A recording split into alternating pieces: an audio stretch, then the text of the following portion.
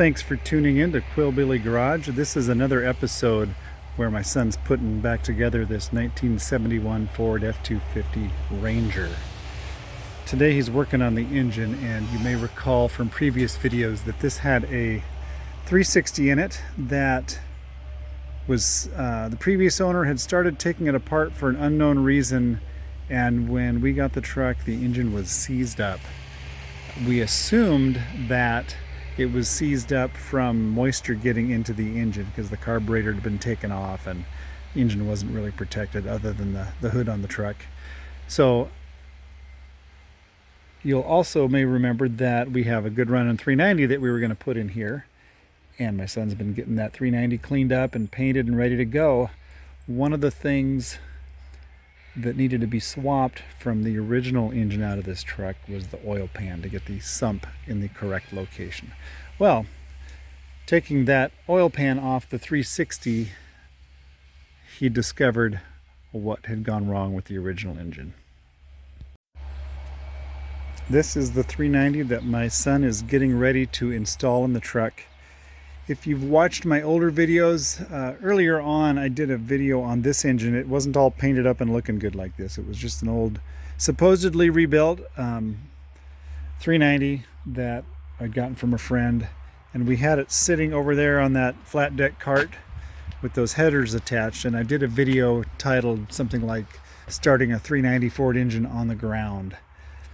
And it ran pretty good. And so we decided to move forward with using it for this truck.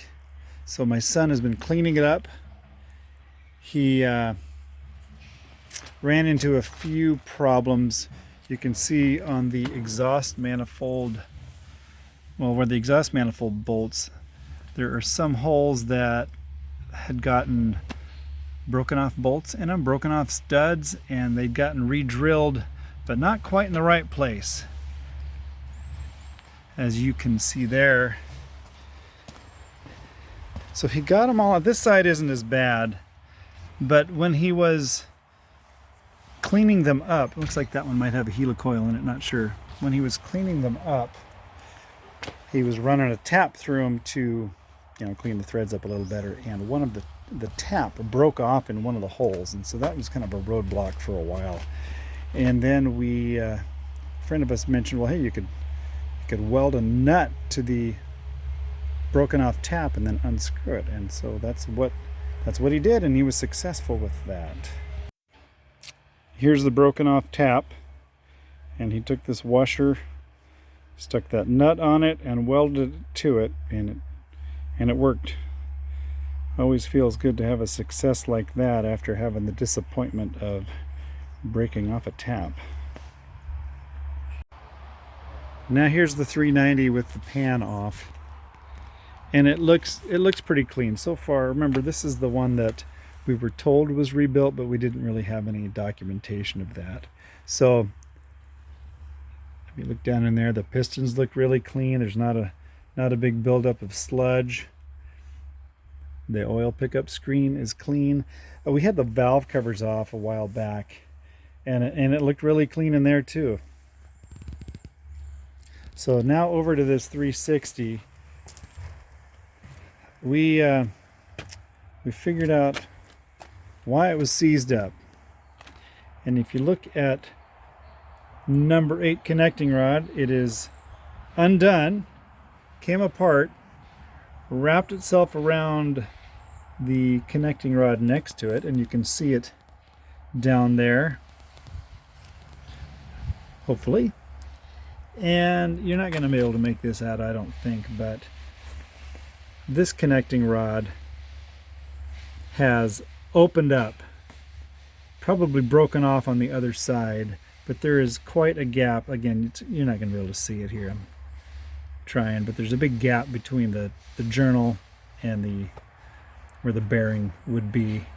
You can also see on this one that the nut is backing off on that. So I don't know why that happened. We assume that this is the original untouched engine in from that truck. The truck had I think 140,000 miles on it. So anyway, I guess in some ways it's nice to have conclusive proof that this truck was parked and they did start taking the engine apart for a legitimate reason. We'd always wondered if there was some minor issue and that they then, not knowing the right thing to do, started taking it apart and then letting it sit and letting water get in it and seizing it up. But like I say, now we see all this and that is not the case. Let's see. Here is the oil pan. Oh, that's the one off the 390. Let's go over here. The oil pan that came off the original 360. It's already been cleaned up really well, but this was full of pieces of metal, pieces of piston ears, and stuff like that. So, next task is going to be to change out the pickup tubes and swap over the oil pans and continue with all of that process. Thanks again for tuning into Quillbilly Garage. I hope you're enjoying this content.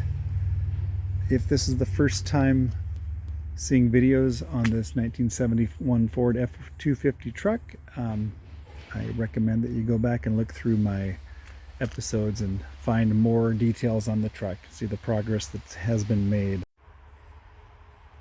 Thanks again for watching, and be on the lookout for more episodes on this project and others.